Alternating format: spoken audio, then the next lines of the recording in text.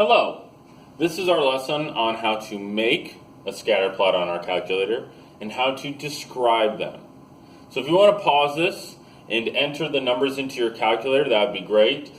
You need to enter this into list 1 and then these into list 2, and these need to match up. 1 needs to be right across from 76, otherwise you're going to make some mistakes. Alright, welcome back. This is how you make a scatter plot. First of all, let's talk about what this data means. This is the number of hours that a student studies and their grade on the final. So I always like to look at one of these and see if I understand what's going on. This person studied for 2 hours and got an 80% on their final. This person didn't study at all and got 52% on their final. They got what they deserved. So now let's make a scatter plot. So if you turn your calculator on, go to second, y equals. Make sure only one of them is turned on. If this one was turned on, make sure you go and turn it off. So if it's turned on, make sure you turn it off. Otherwise, that could cause problems. So let's go second stat plot again. Make sure that it's turned on. And we want to make sure that we hit enter for this one because it's scatter plot.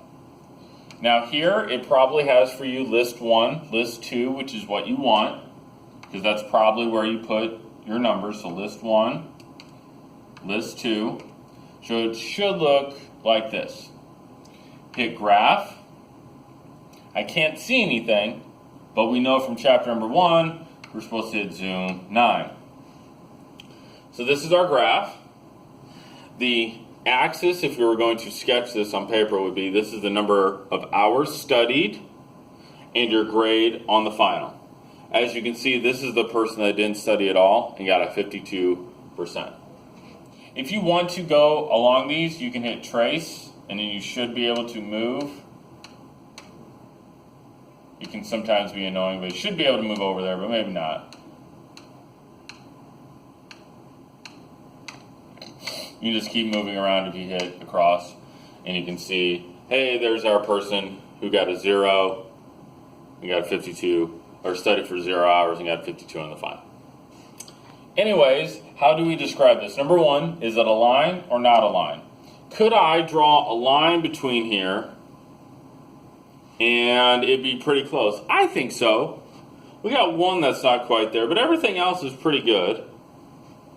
So I would say that this is fairly linear. I think this is linear.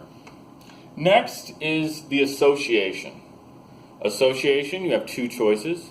Is it positively associated or negatively associated? And it goes with the slope of the line we just talked about. So here's our line, goes right here. Does this line have a positive slope or a negative slope? This has a positive slope, so this is a somewhat linear, positively associated scatter plot. Next is strength, and we're going to talk about this in the next lesson. We're going to give a number value to it, but just for today, we're going to say, hey, those dots are pretty close to this line. They're pretty close together, so we're going to say it's fairly strong.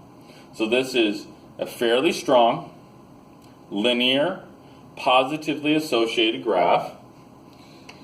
Then we want to put it in context. That means we want to use hours of studying and scoring the final. The more hours that a person studied, how did their score go? The more hours that they studied, most of the time they scored better. Not always, but the more hours that a student studies, the better they did on their final. So that's putting it in context.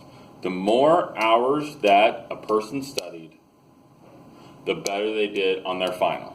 Not always, but that's how you do it. Lastly, we want to see, is there any points that don't belong? Are there any possible outliers? Don't worry, there's no calculation, we just look. Is there a point that doesn't belong? I would say this point might be an outlier, and that's all we need to say. So the point up here, which I believe if I keep scrolling through, I'll find it eventually.